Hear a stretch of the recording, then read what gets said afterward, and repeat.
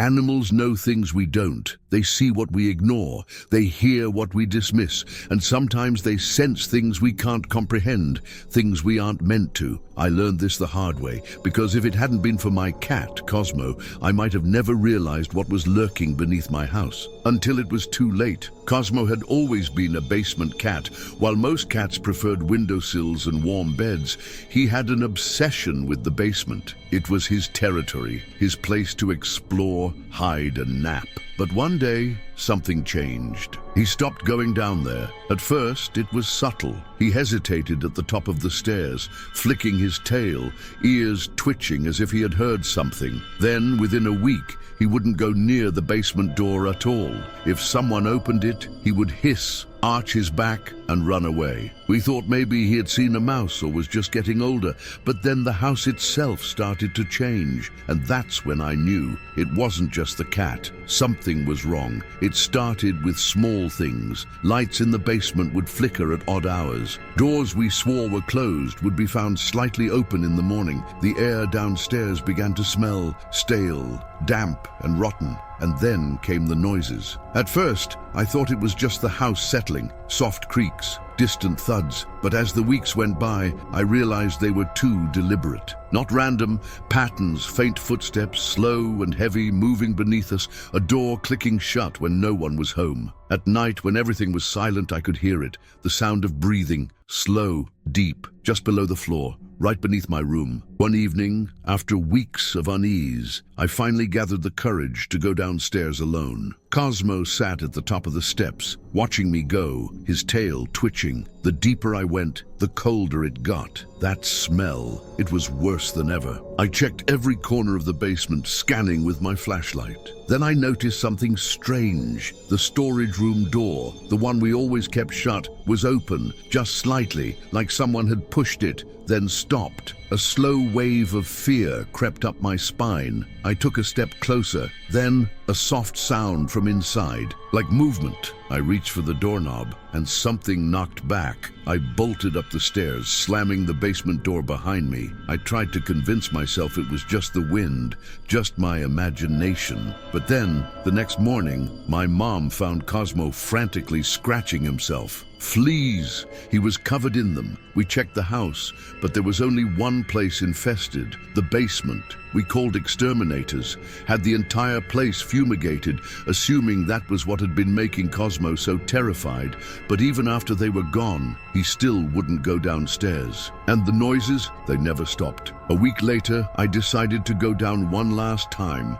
This time I brought a bat and a flashlight. I checked every corner, under the stairs, behind the shelves. Then I saw it, something I had never noticed before. In the storage room, behind a pile of old boxes, there was a narrow gap in the wooden paneling, a crawl space. The smell coming from it was overpowering, damp, rotten, like sweat and decay. My flashlight flickered. I bent down, shining the light into the small opening, and I saw it. A pile of blankets, scattered food wrappers, and a bottle of water, freshly opened. Someone had been living down here. I felt my stomach drop. My mind raced. How long had they been here? Weeks? Months? I was about to stand up when I heard it. A long, slow exhale coming from inside the crawl space. Before I could react, a hand shot out, fingers blackened with dirt clamped around my wrist. I screamed, yanking myself backward, my flashlight dropping to the ground. I scrambled up the stairs so fast I nearly tripped, my heart pounding, legs shaking. Behind me I heard movement, something shuffling out of the crawl space. I reached the top and slammed the door shut, locked it, and I didn't move until my parents came home. The police arrived an hour later. They searched the basement. By the time they got there, whoever had been hiding was gone. But they found proof. The crawl space had been cleared out, but near the entrance, tucked between the wooden panels, they found something else, a pile of our missing food and a notebook. Inside were pages of handwritten notes, messy, erratic scribbles, and one line repeated over and over, "I hear you at night. We changed all the locks, had the storm doors bolted shut, and Cosmo, he finally went back downstairs. Whatever had been there was gone. But even now, years later, I can't shake the feeling. How long had he been watching us, listening to us move above him? Had he stood behind the door while I walked past? Had he been under my feet while I slept? And the fleas, they weren't random. They had been feeding on him, whoever he was, whoever had been waiting. And if it hadn't been for Cosmo, that night in the basement might have ended very differently.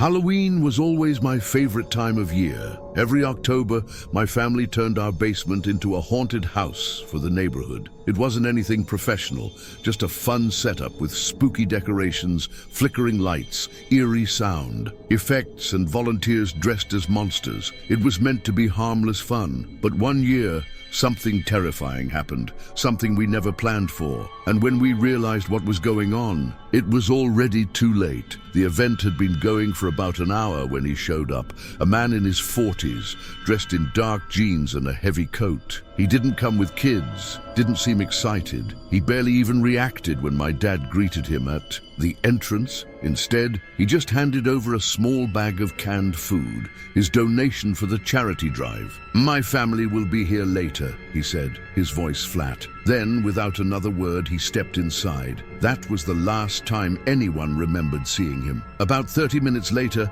a little girl came out of the basement in tears. She looked around wildly, clinging to her mother's side. "He tried to grab me," she sobbed. My dad knelt down beside her. "Who, sweetie?" She wiped her face, her small fingers shaking. "The man in the white mask." We all froze. Because here's the thing, nobody in our haunted house was wearing a white mask. At first, we thought it had to be a mistake. Maybe one of our volunteers scared her too much. But then we realized something else. One of my cousins, Lucas, had been missing for nearly 20 minutes. We searched everywhere. The basement, the backyard, even the driveway. No sign of him. And then we found something that made my stomach drop. One of the costumes was missing, a plain white mask. At this point, most of the guests had gone home. The haunted house was closing down, but Lucas still hadn't turned up, so I grabbed a flashlight and headed back into the basement alone. The moment I stepped inside, I felt it. The air was different, colder, heavier. The props and decorations looked wrong,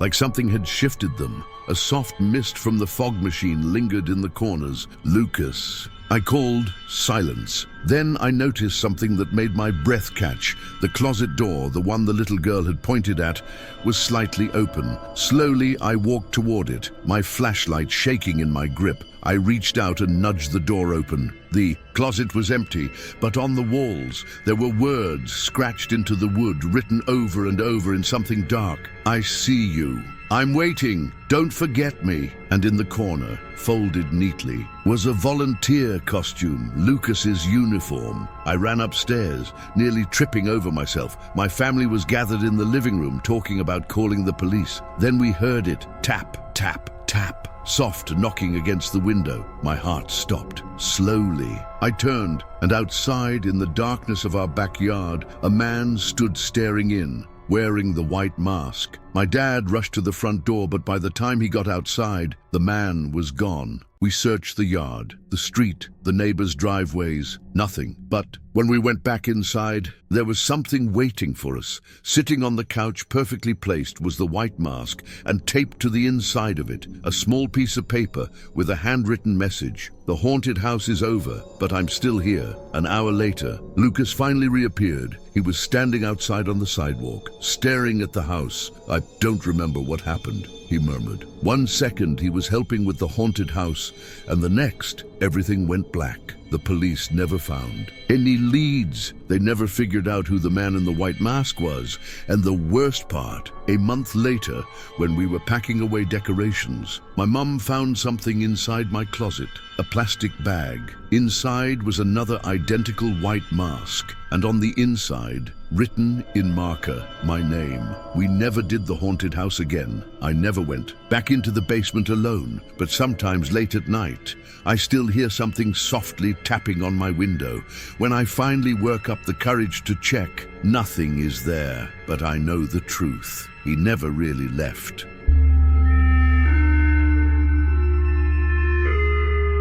Some restaurants have secrets, hidden health violations, fights between staff, maybe even ghost stories passed down from older employees. But the place I worked at, it had something much worse, something alive. And when I finally uncovered the truth, it almost cost me my life. I started working at Los Hermanos, a small family-owned restaurant in town, as a night shift server. It wasn't a bad job, decent pay, good tips, quiet atmosphere. The building itself was old, but it had been remodeled so many times that it didn't feel like it. At least, not at first, but after a few weeks I started hearing things, faint shuffling noises beneath the floor, sometimes soft knocking against the walls when I was alone. At first, I thought it was rats. Old buildings always had pests, but the more I listened, the more it sounded like footsteps. Like someone moving carefully beneath us. It always happened late at night after the kitchen had closed and the last customers had left. I told my boss, Carlos, about it. He just shrugged. Old pipes, he said. Buildings settle at night. You're imagining things, but I knew what I heard,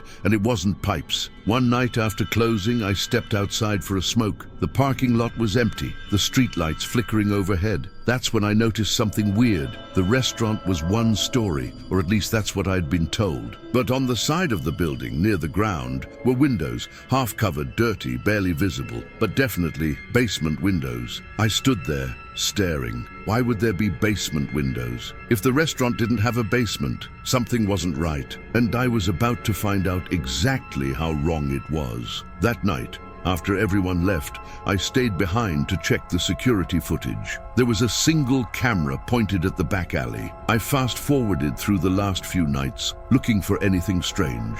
Then at 3:12 a.m. something changed. A figure appeared on the screen, thin, barefoot, unsteady. He crawled out from somewhere near the ground, right where the basement windows were. Then he stood up and stared directly into the camera, not moving, not blinking, just watching. I felt my entire body go cold. After what felt like forever, he turned and disappeared into the shadows. The next day, I confronted Carlos. At first, he denied everything. Then, I showed him the footage. His face went pale. After a long silence, he muttered, "That's my brother." I stared at him. "Your brother? What the hell is he doing under the restaurant?" Carlos ran a hand through his hair. "He's sick." Then he told me everything. Years ago, his brother had a mental breakdown. Became violent, unstable. Carlos couldn't afford a hospital. So instead of getting him help, he locked him in the basement. After that, I tried to pretend I didn't know. I avoided the restaurant at night, avoided thinking about the basement. But one night, something terrifying happened. I had just finished my shift and was walking to my car. The parking lot was empty, or so I thought. Then, in the corner of my eye, I saw movement near the trees. A thin, hunched figure standing in the shadows, watching me. I froze. Then the figure started limping toward me, slow at first, then faster. His arms twitched, his breath ragged, his eyes wide and empty. I bolted to my car, fumbling with my keys. Just as I yanked the door open, he lunged at the window. His face smashed against the glass, leaving a streak of dirt and sweat. His mouth twisted into a grin. Then he whispered something. "I know you see me." I hit the gas so hard my tires screeched. I drove for miles, shaking, my mind racing. Carlos had told me his brother was locked in the basement, but he wasn't locked up anymore. And now he knew my face. I quit the next day, didn't tell Carlos why, didn't go back for my last paycheck. I just left. A week later, I tried checking the news, looking for reports of a man found near the restaurant. Nothing. No arrests. No reports of a mentally ill man wandering the streets. It was like he had vanished, but I knew he hadn't. 3 weeks after I quit, I was staying at a friend's place, trying to put the whole thing behind me. Then, one night, I woke up to a noise outside. Tap, Tap, tap, soft, deliberate. At first I thought it was rain, until I saw the shadow, a figure standing just beyond the streetlight. Thin, barefoot, staring at my window. I sat there, frozen, barely breathing. Then he raised a hand and waved. A slow, unnatural wave, like he knew I was watching, like he had been watching for a long time.